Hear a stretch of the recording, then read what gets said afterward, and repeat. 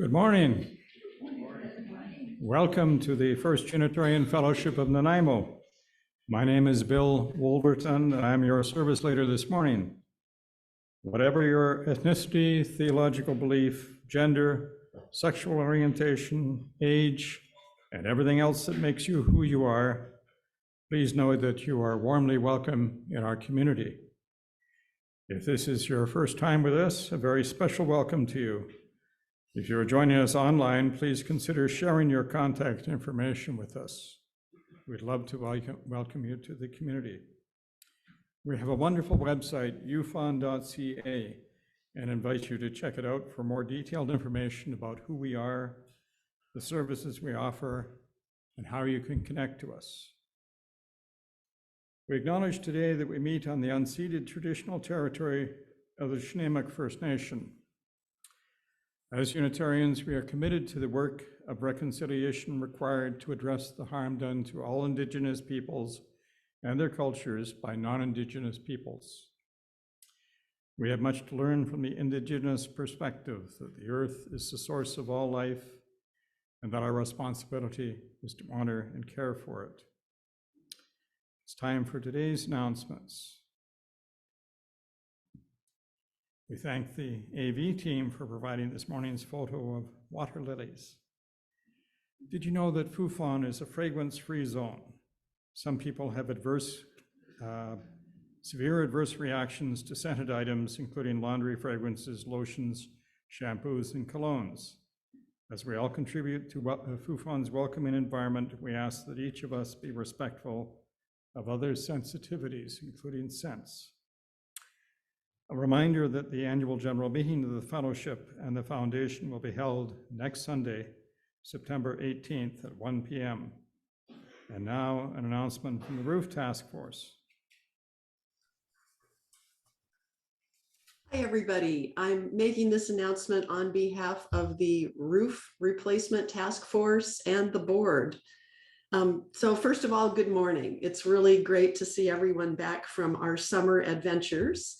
And as you may recall from back in June, our congregation had launched a capital campaign to help pay for our upcoming roof replacement project that's on schedule to begin at the end of this month. So we had a goal to raise $50,000 by September 18th.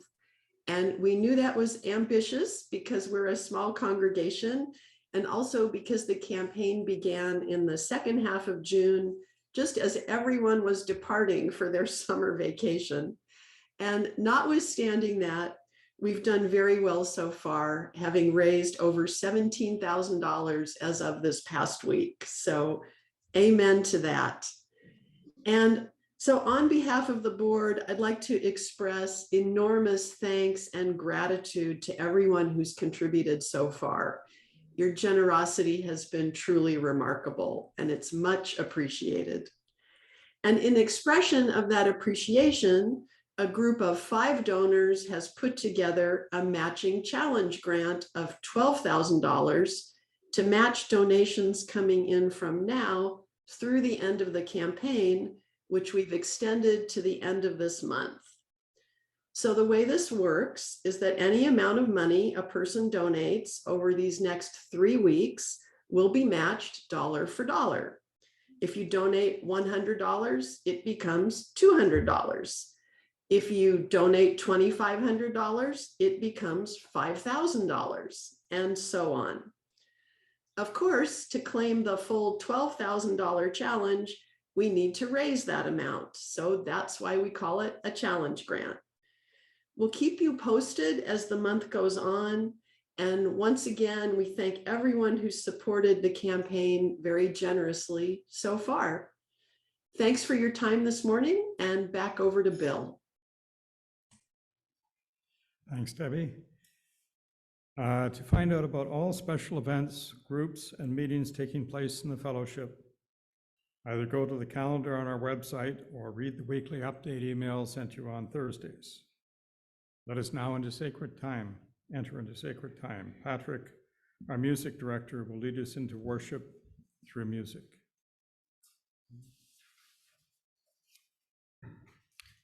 Good morning.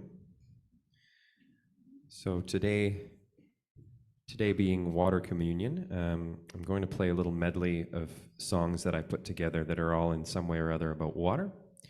And I think everyone will know each of these songs, so I'll let you guess at all their titles.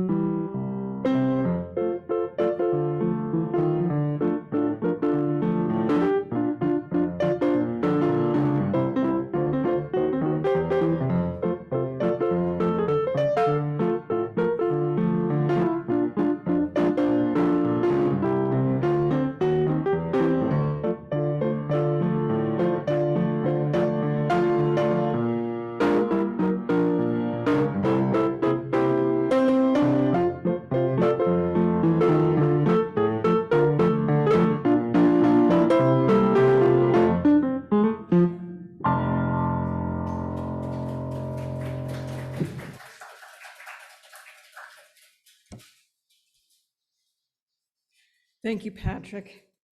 So wonderful to be all back together again in the hall here and online. It's good to see your faces this morning. So each year that we gather after a summer break, our first service of the new year we call it the New Year, is a water celebration or ceremony or communion. Later in the service, we will invite everyone who wants to pour some water into our beautiful water bowl. And from wherever you have been this summer, and tell us where the water came from and what it means to you. In this way, we reconnect with each other through water. Of course, not everyone was able to bring water with them, or for those at home, won't be able to bring water into the room. We here provide jugs of water for everyone so you can participate. And at home, we invite you to have some water and a bowl close to you. And when the water is all gathered, we will bless it together. And then the blessed water will be saved, and we will use it throughout the year until this time next year. Will be used for our Joys and Concerns bowl. It will be used for baby or child dedications and for house blessings. Now, water is simply not just water. It's the source of life. From the watery world that we knew in our mother's amniotic womb, before we even knew air, water was life. Our bodies are 70% water. Even our bones are made up of water. Water is life, and without water, we would have no life.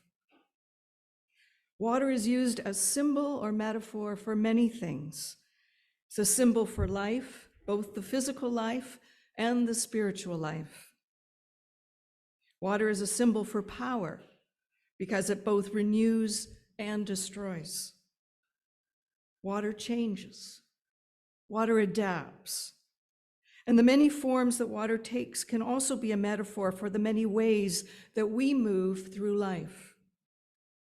The way we flow back together from our individual streams to the larger river, flowing into eventually the ocean.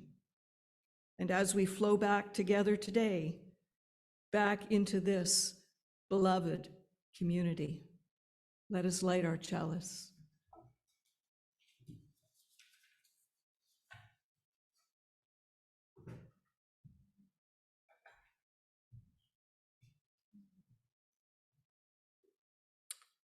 And so we gather from the ebb and flow of our lives, thirsty for connection to ourselves, thirsty for connection to others, thirsty for connection to the larger life. As we light this chalice, may all who gather here be filled with joy and hope, filled with compassion and love. Here, may we be filled so that we may pour ourselves out into the world.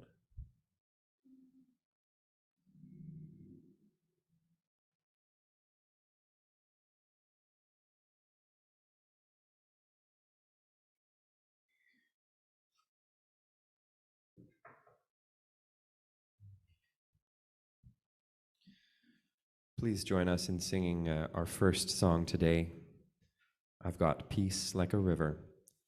Thank you to the slide sharers for sharing the lyrics. And please, when you're, as you're willing and able, stand up and sing.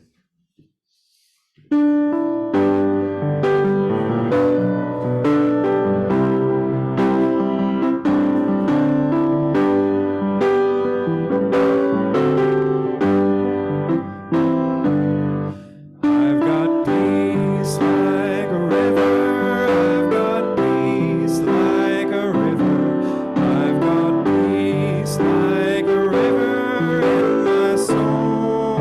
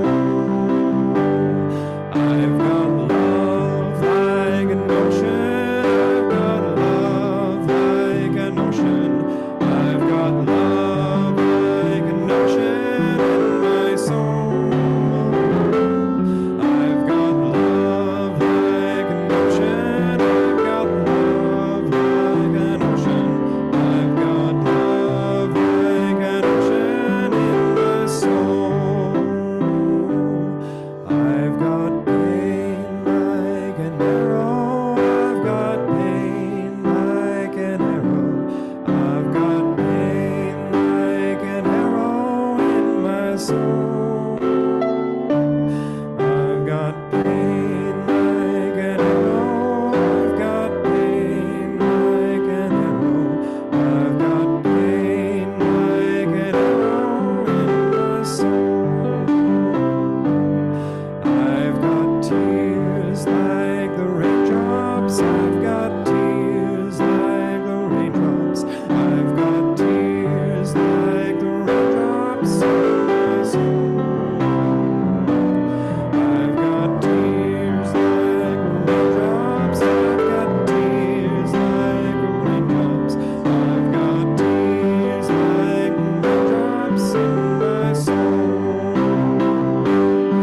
I've got strength like a mountain. I've got strength like a mountain. I've got strength like a mountain in my soul.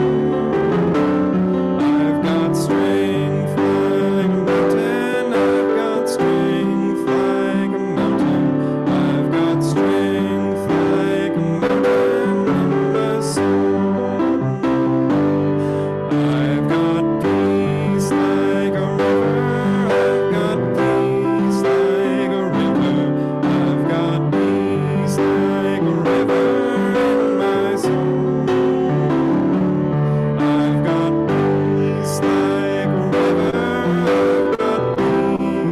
I've got peace like a river in my soul.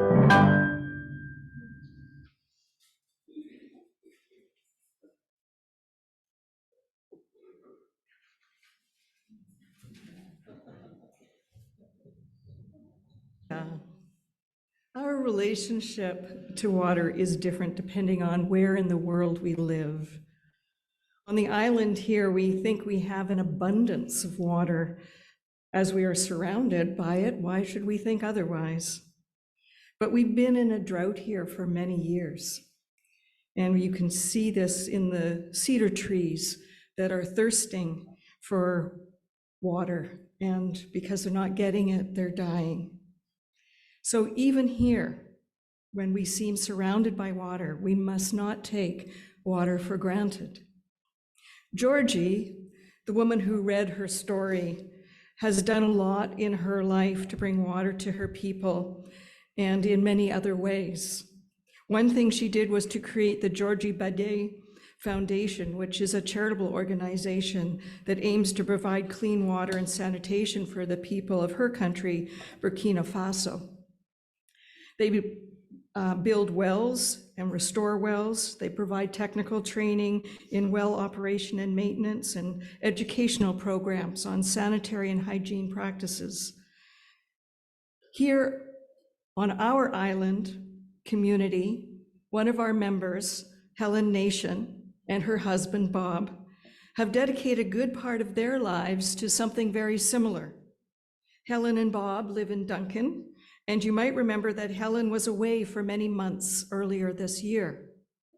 And so last week, I sat down with Helen to find out what she had been up to in Africa.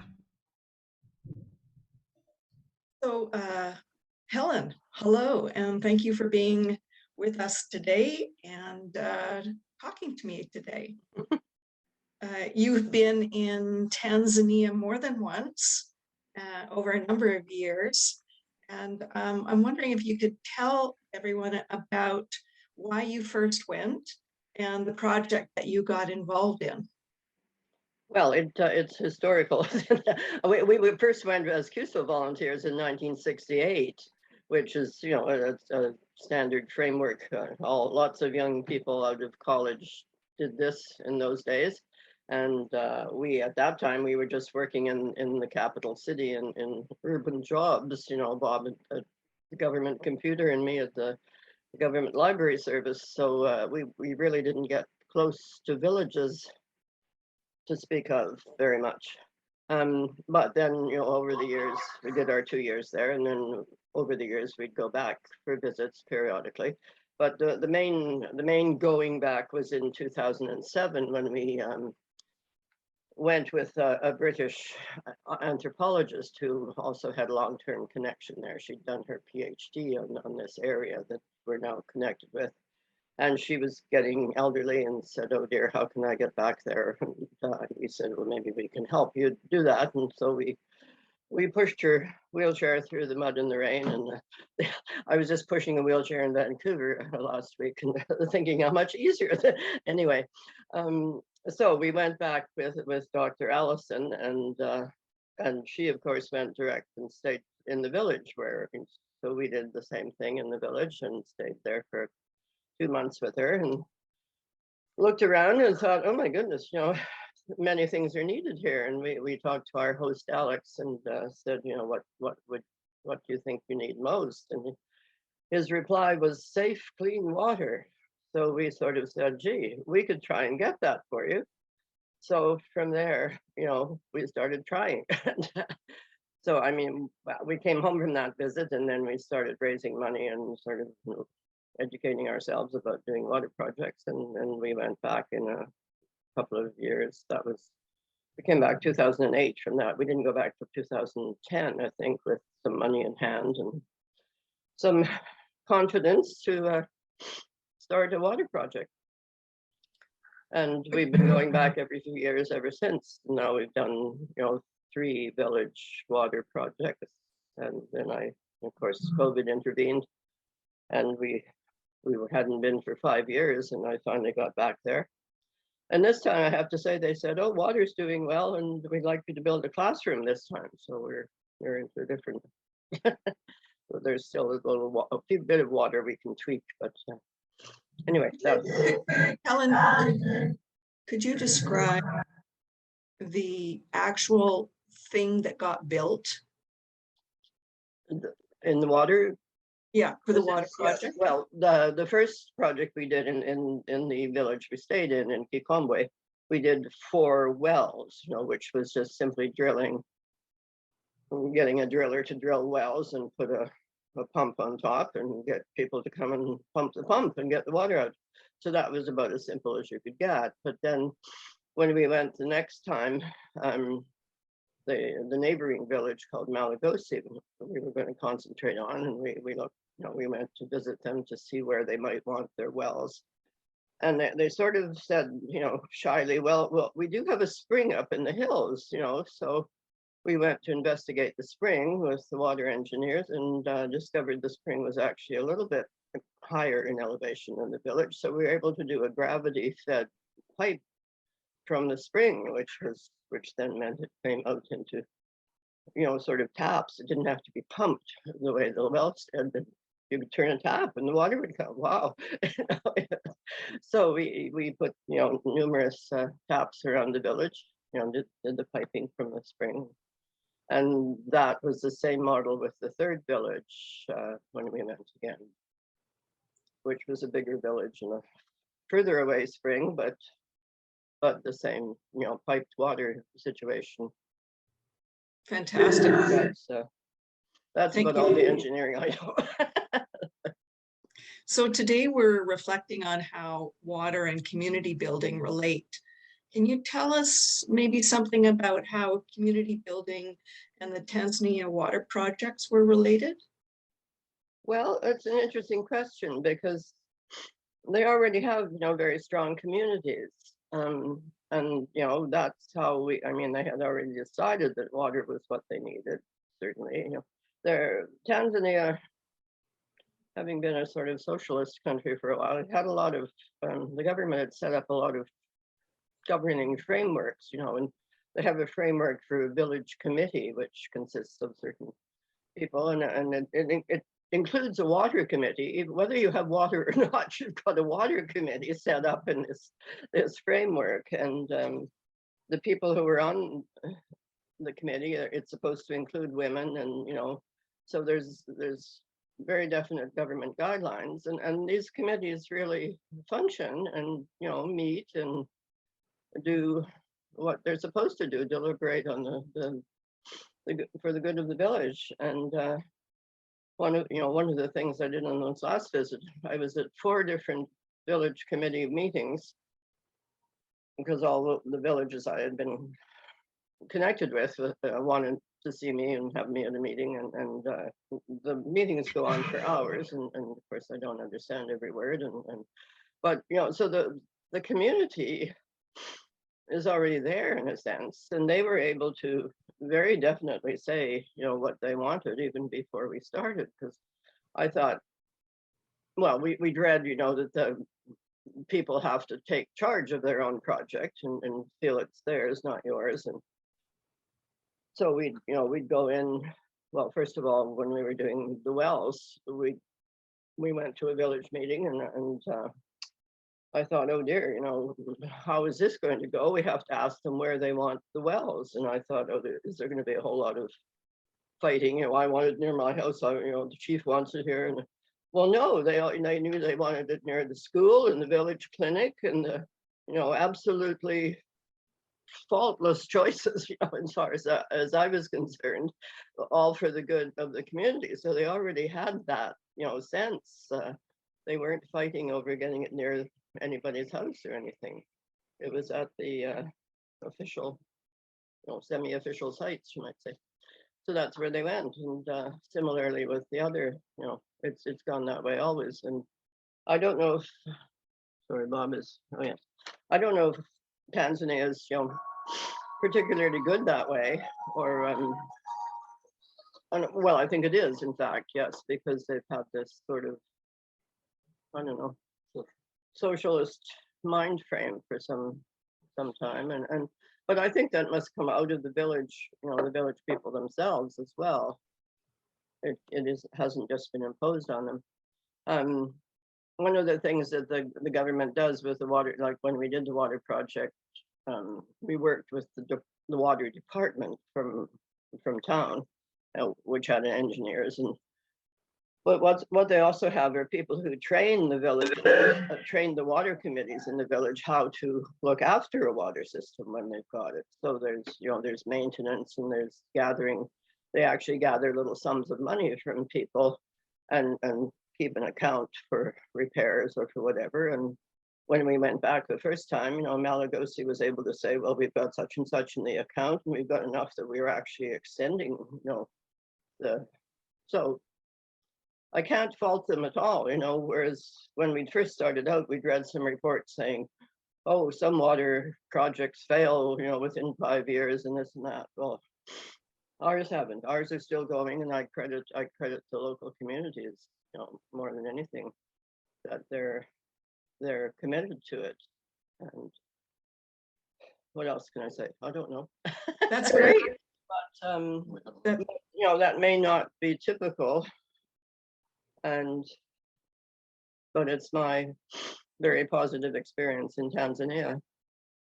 Lovely. Well, I really appreciate you sharing that with us today. And we've just read a story about a family and a little girl who had to walk a long ways to get water, and that she grew up and she started her own water project, which sounds somewhat similar to what you've just described. So thanks very much, Helen, and appreciate you talking with me this morning. You're very welcome. Sorry I can't be there in person. Right. Okay, bye-bye. But now we're going to transition. If we could have a little musical transition, Patrick, we'll move into our water ceremony.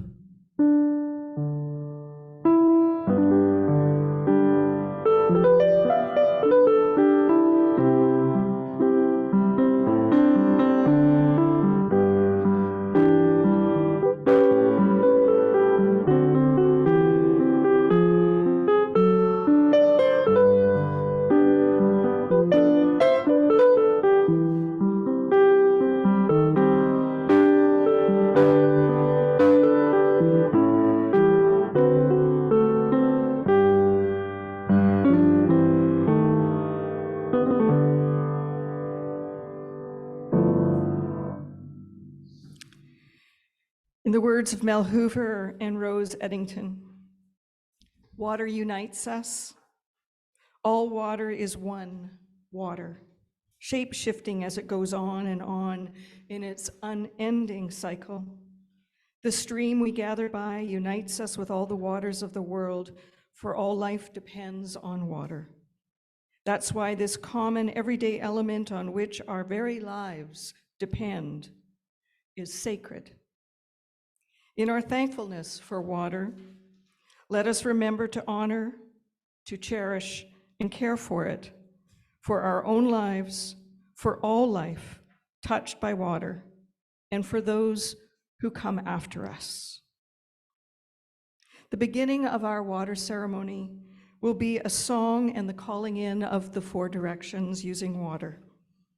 I will invite Patrick and Catherine and Lise to come forward to help us with the song. If you are in the hall, you have copies of it. If you are at home, the words have been copied and pasted into the chat. The first line is repeated twice and then sung before each of the 4 directions. The last verse is sung after the 4th direction, which will be the north. And if in doubt, follow Patrick's voice. And we begin.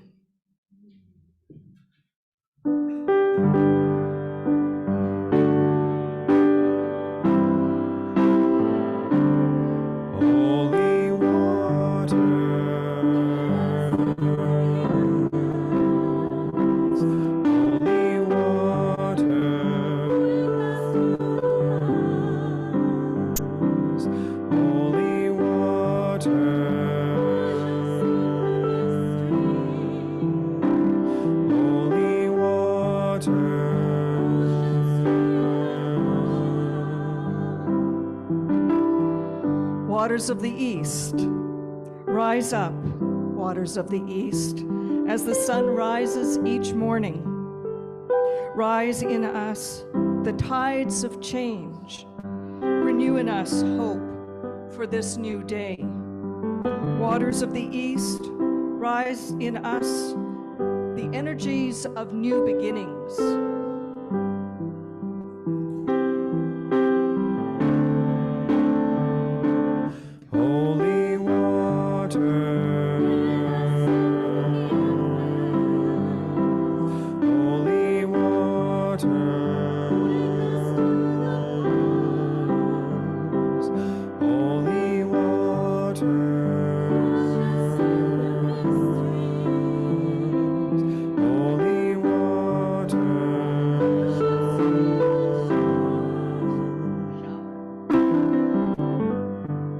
Waters of the south, fill us with strength to see what we must see and to do what we must do, to protect our world, the waters of our world.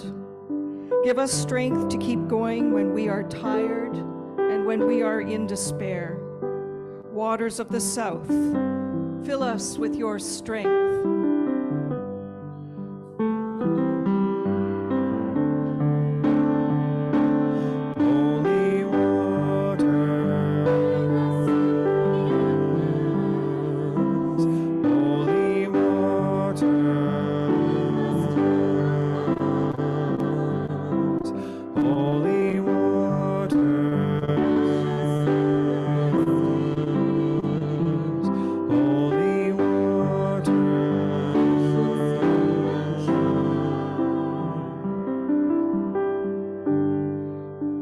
Waters of the west, wash away our fears, wash away the pain from our bodies and our minds, and give us comfort.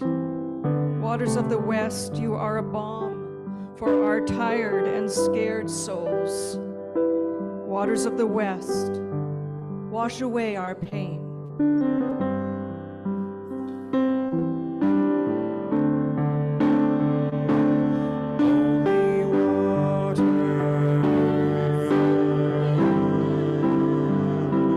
Holy water.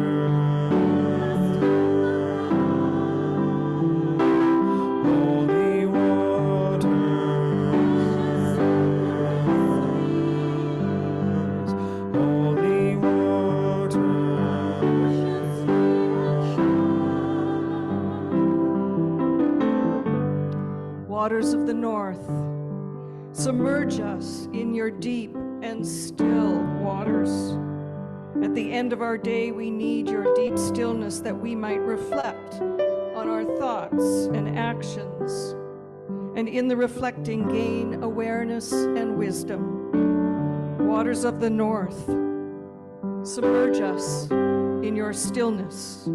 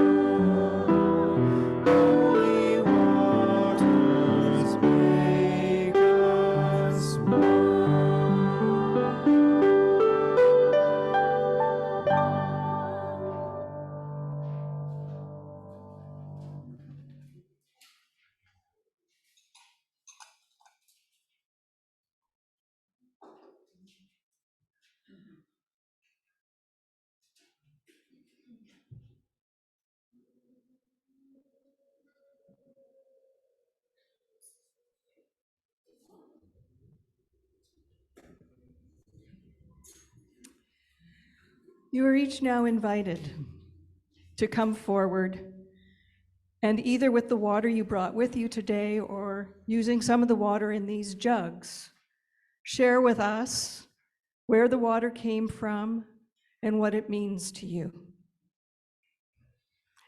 You are also invited to share water but not say anything, whatever you wish. I'm going to invite those in the room to begin, and I'm going to ask that you come around this side of the room, pour your water, use the microphone to say something, and then go back to your seats.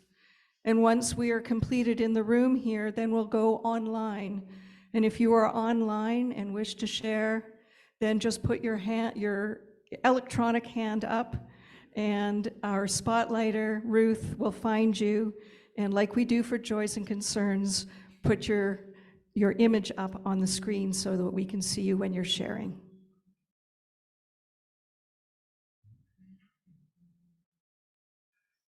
And once everyone, both online and in the room, has shared water, then we will bless it all together.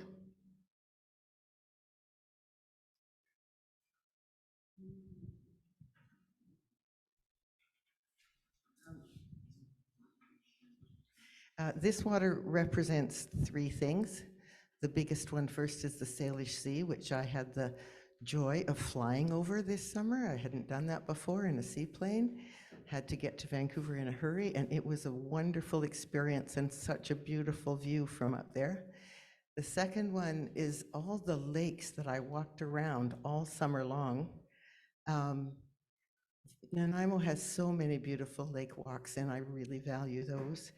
And then the smallest one is the swimming pool that my son and his family have, because it's just the most remarkable place for family joy and togetherness. And we had particularly a party when my eldest grandson went back to university, where we all got to celebrate him and each other and swim and throw people in the water and carry on like children, because we are. And so I'm very grateful for all of those three things.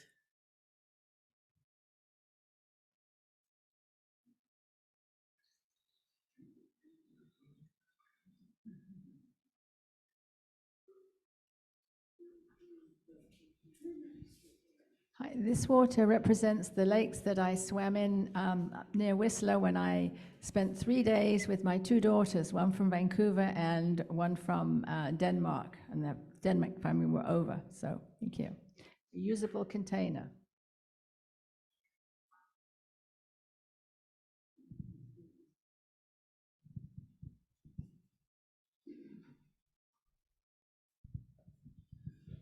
I guess you could say this water is from the air.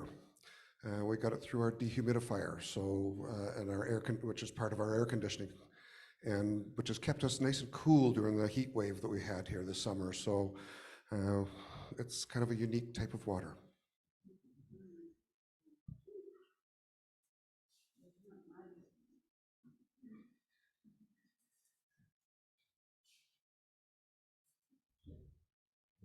I got this water from my river that when my brothers were out here, and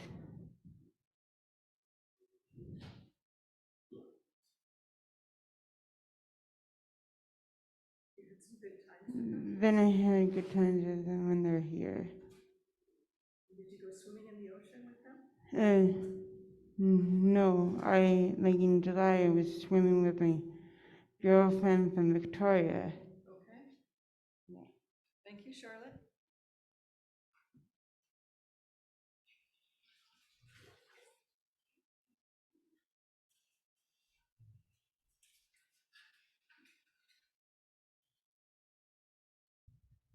So my water today is in solid form.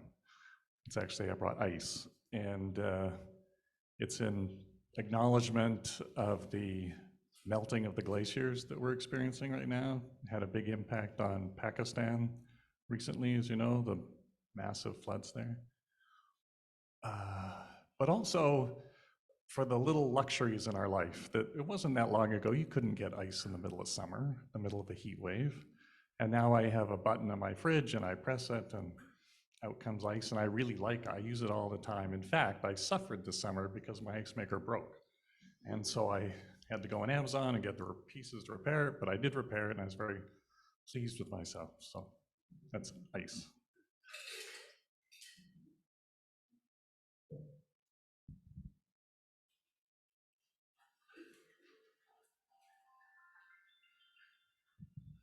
My name is Vonnie. I'm a visitor. Came with my friend Carolyn. As you can see, I have a river of blue going through my hair. And that is to remind me of the river of blessings that continually flow to me and from me. To me and from me. And that's my wish for all of you, that you have blessings flowing to you and from you. In terms of water, water is a big part of my life. I married a sailor, and we have a small sailboat that we built on Gabriola Island 34 years ago. And we are just sailing it this summer. We sailed in English Bay. And my husband is called a sailing evangelist. He promotes sailing as a spiritual experience. And we were counting up as we came over on the ferry how many newbies we took out on the sailboat, people that had never sailed before. And we had a new minister, young minister, come from Zimbabwe. And of course, their land is in drought. And it was a big spiritual experience for him to go out on a little sailboat and to handle a sailboat, to feel the water flowing by. And it was very moving for us to experience that. So I will give a little water for Reverend Monty from Zimbabwe, and for my husband, John, a sailing evangelist. Thanks, Bonnie.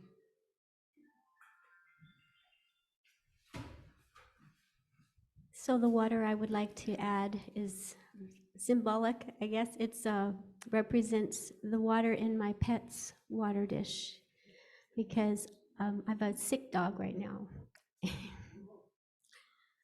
And I think about how much they mean to me.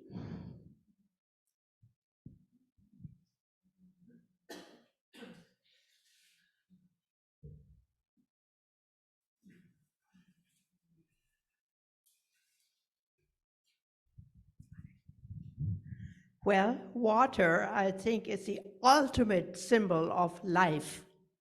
Without water, there is no life. So I just want to celebrate the fact that we are celebrating water today. Thank you so much. It's been a very meaningful way of being together and being back with you. I used to be a member here, but now I'm living on Salt Spring Island. So, and the water is not salty there, no. Living there is a sweet experience for me. It's good to have you with us, Riney. Thank you.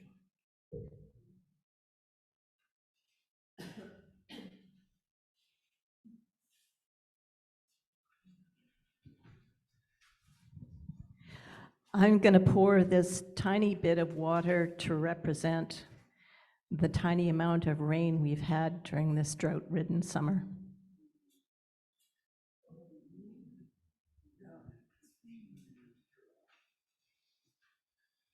Is there anyone else in the room here?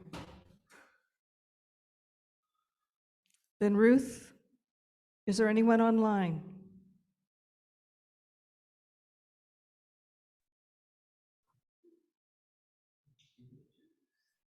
We don't hear you. While we're waiting, if there's other people who would like to speak online, I'm going to ask you to put in a little bit of water here to represent the licks of affection from my dog Enzo. It's just so wonderful having him in our life, and thank you.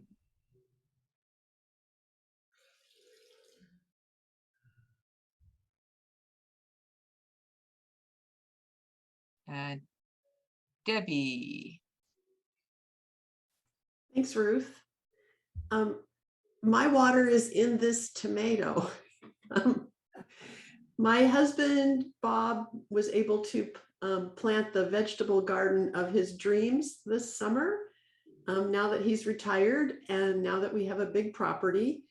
And he spent many hours every day, every other day, watering his garden by hand. And I'm just amazed what a tiny seed and some sunshine and a green thumb and water can produce. It's a miracle, and I'm grateful for that. Thanks.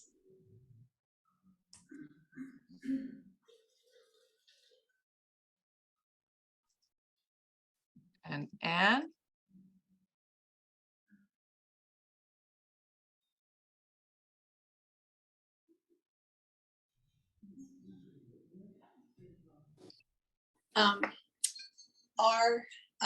Most of our summer was spent dealing with some health issues, particularly August.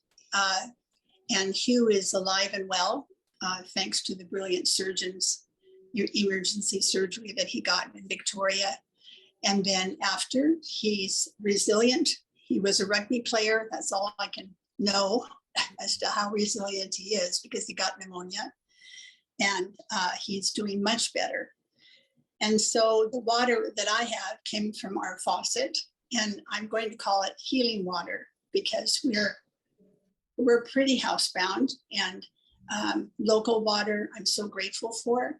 And it's very important that we drink lots and lots and lots of water as part of the healing process. So I'm pouring a little healing water with gratitude into our bowl.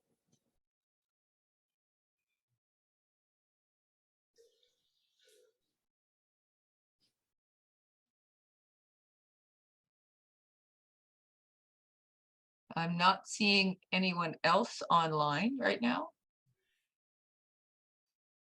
Okay. Just a second. Martha, I saw you unmute. Did you want to speak?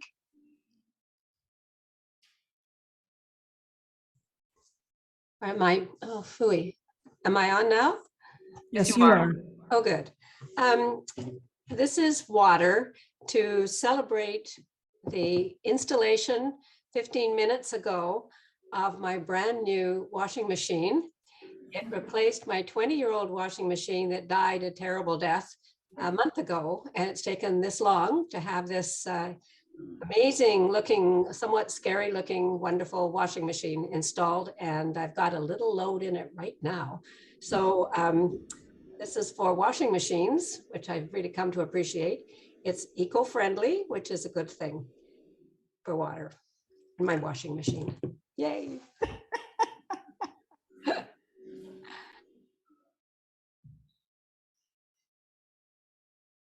Ilsa. Yes, hi there. I have a water story that I went across from Campbell River to Butte Inlet. And I saw killer whales. And then we went up, walked around the Butte Inlet, and we saw a grizzly bear. And the grizzly bear caught a salmon and ate it on shore. So water is everywhere. Water is life and nourishment. And I was just so happy to see that and to witness that.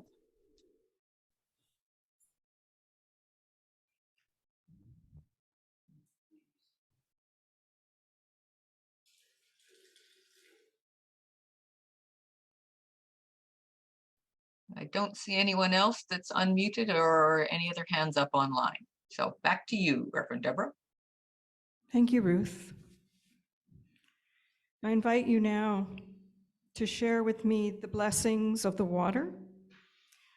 After each blessing, when I invite you, and I'll gesture just like this, then you respond with, "This water is sacred.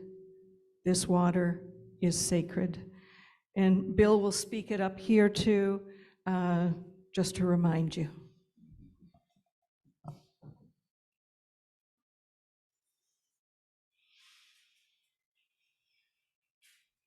This water is sacred. It is made sacred by the many hands that have poured it with intention and love, the many stories that each drop contains, the many lives surrounding it in this unique moment, connected by commitment and by faith. This water is sacred. May it continue to flow through this community with shining reflections of the unique gifts that flow through each of its members. This water is sacred. May it continue to nurture this community with the sustaining hope that we journey together through the ripples of growth and change. This water is sacred. May it continue to bless this community with loving reminders of our collective responsibility to one another and to the world. This water is sacred. May its ripples be a reminder that the changes and growth within this community bring movement and transformation to the world beyond our doors. This water is sacred. May its purity offer grace to our community and the willingness to forgive ourselves and one another when we make mistakes. This water is sacred. In moments when we are confused and uncertain, may it bring us clarity of purpose and commitment. This water is sacred. In moments when the reservoirs of hearts and spirits are drained by sorrow or pain, by fear and despair, may it nourish them with the knowledge that we are surrounded by a deep and abundant love. This water is sacred. May this water remind us of a deep connection to ourselves, to each other, to all forms of life, the earth herself, and the cosmos that we call home. This water is sacred. Our water is now blessed, and we will sing Blue Boat Home.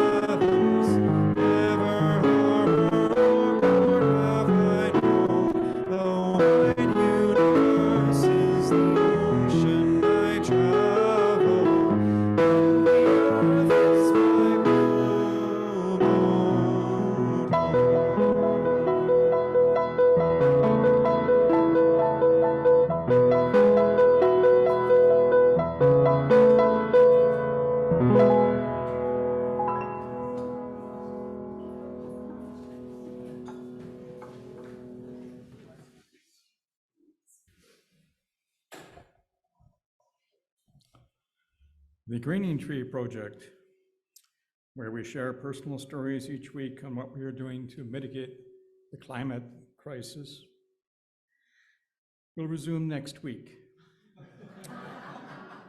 We look forward to hearing your environmental actions. Now that we are both online in the hall, we welcome your donations and pledges in 3 different ways. First, we have set up the Unitarian Fellowship bank account to automatically deposit e-transfers sent to info@ufon.ca. Second, you can write a check and pop it in the mail. Third, if you're in the hall, there's a basket at the back of the room where you can place your donation after the service. Our charity for the month is the Unitarian Shelter. If you would like to donate to the shelter at any time, please use the designated e-transfer link, shelter donation @ufon.ca. If you are writing a check, please write shelter donation on the memo line. We are grateful for your offering. We are nearing the end of our service. After we sing Carry the Flame, you will have the opportunity to join a social group. There are breakout rooms available online for the next 30 minutes. In the hall, we will be setting up for snacks and social time.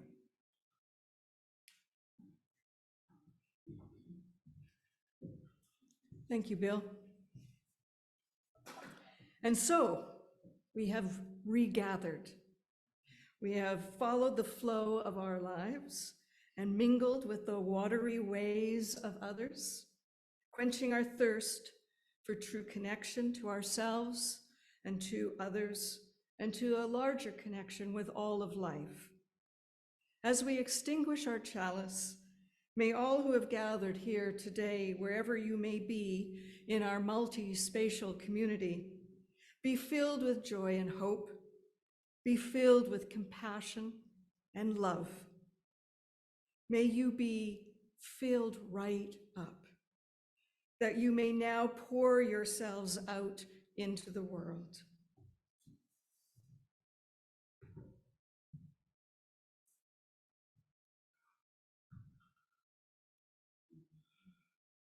We extinguish this flame, but not the light of truth, the warmth of community, or the fire of commitment.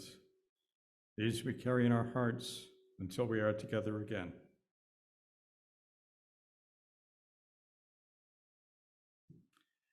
We'll now sing our final song, Carry the Flame. The words are on the wall, in the hall, at the back, and at the side. Our custom is to stand and hold hands or touch elbows as you are comfortable.